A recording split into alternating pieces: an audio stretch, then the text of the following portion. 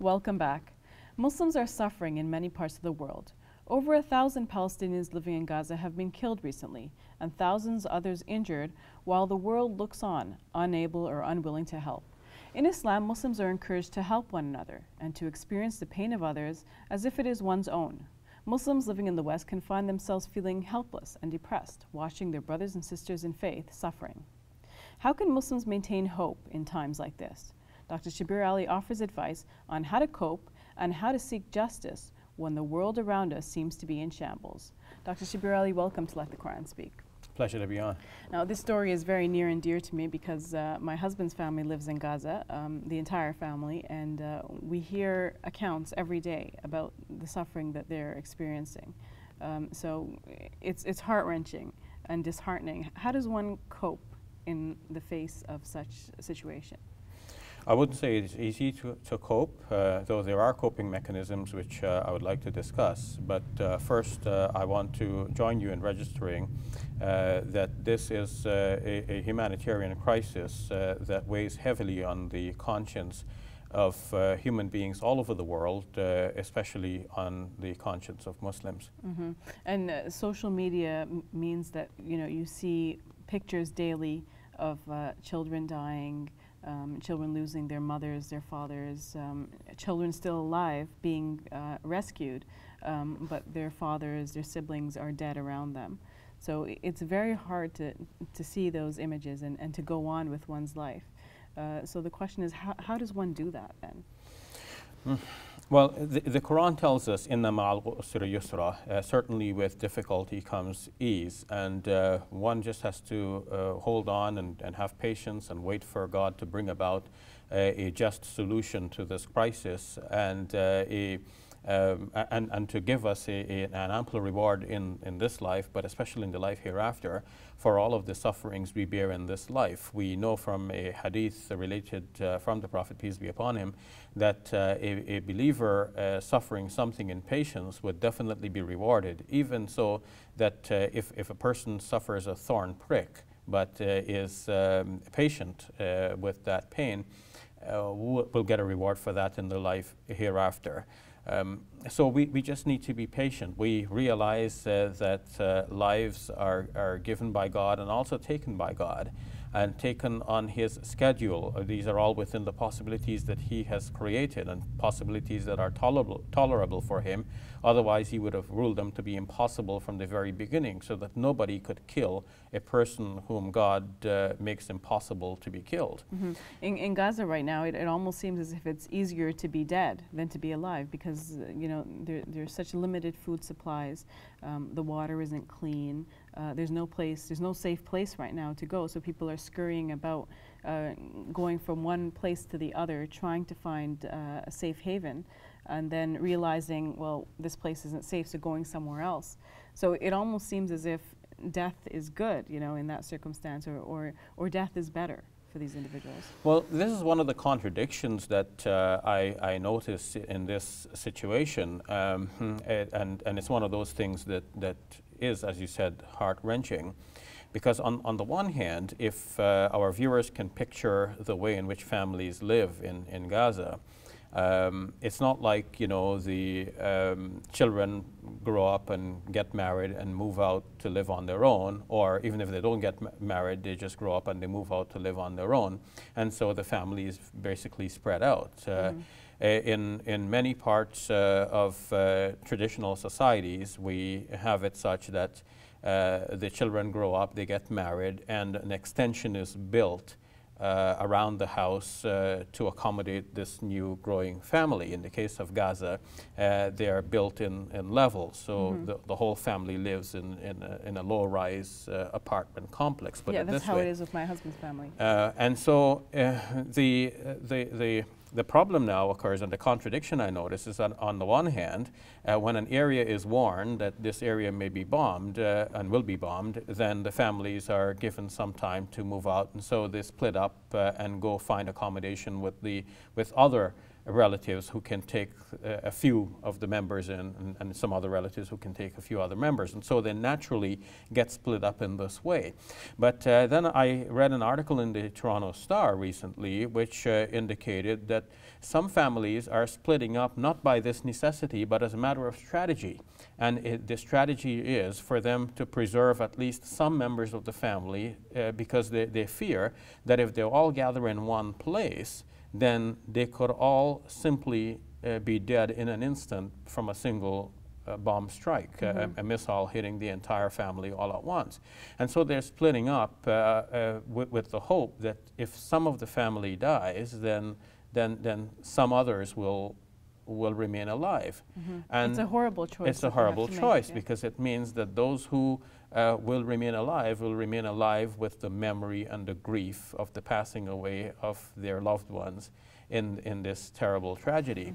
And the other thing is that, you know, Eid just passed for us, the day of celebration after the month of Ramadan.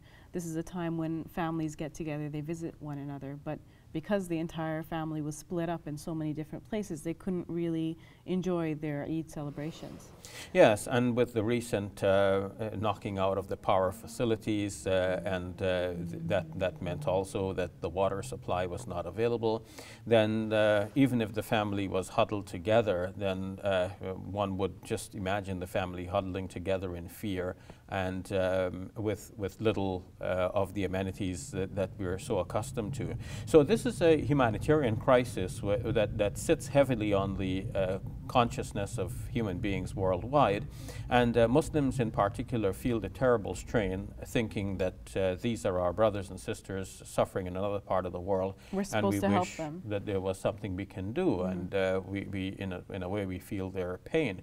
So what can we do? I think this is what you started out asking, and there may not be that much, but on the one hand we need to have patience with God, knowing that God will not lead us into a situation that is too much for us to bear. Certainly the loss is terrible and it looks like we're at that breaking point, but we just have to hold on there and keep our hopes in God, and knowing that things like this have happened in history.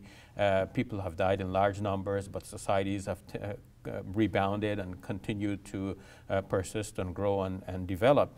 The second thing is that we have to help with this humanitarian crisis by donating to reputable and legitimate charities who have links on the ground so that they can deliver real and genuine humanitarian aid to the people who need this most.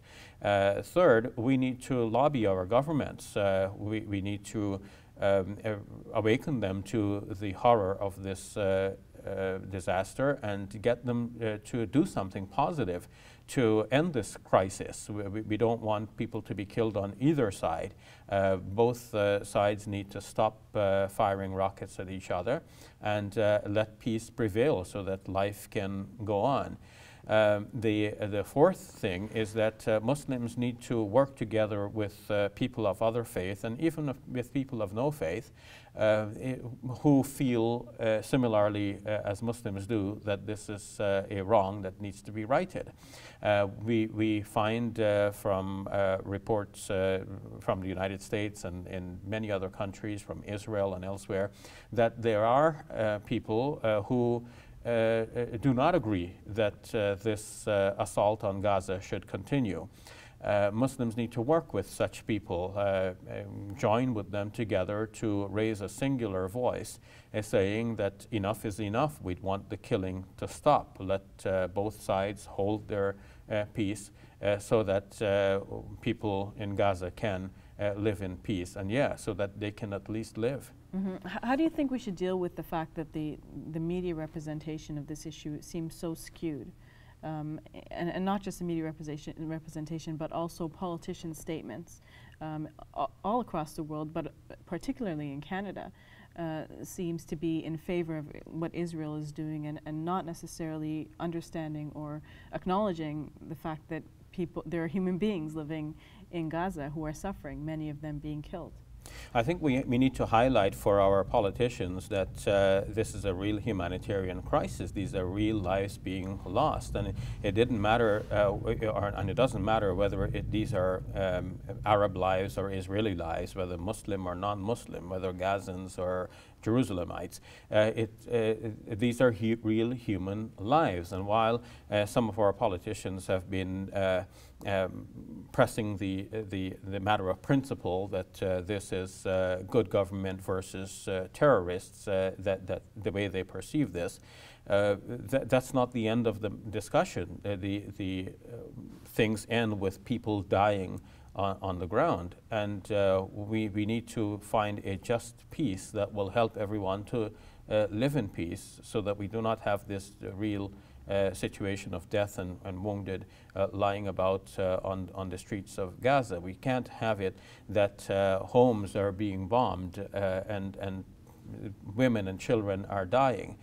You spoke about the skewed nature of the media reports. It seems that some media reports want to show a contrast. So many people died in Gaza and so many died in Jerusalem. So, but what we are hearing is that like 59 soldiers died from Israel, and on the other hand, some 1,500 Palestinians died, 3/4 of whom are civilians. And then to balance that, we're told children. Many of them children. And then to balance that, we're told that, oh, well, 2 Israelis died also, and 1 Thai person. So how does the Thai person fit in? Did anyone go to measure the number of civilians who are from another country in Gaza? So there is some attempt to show balance, but the result is a kind of an imbalance, which hides the fact that there are so many civilian deaths occurring in Gaza, and not to speak of the many more times of wounded persons. Mm-hmm. And these are not simple wounds like a cut that will heal soon.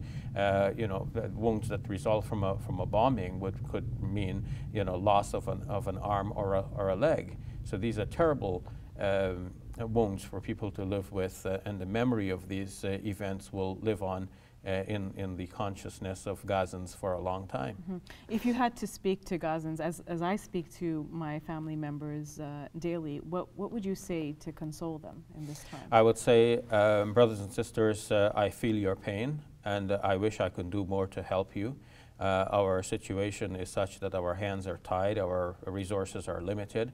I wish that some of the world powers, especially Muslim powers, would come forward and do something to end this crisis, to bring about a just peace and a lasting solution, so that you, brothers and sisters, can enjoy the peace and comfort, at least a fraction of it, that the rest of us have been blessed with in other parts of the world. And in fact, in the end, I feel ashamed that we are unable to help in a bigger and larger way.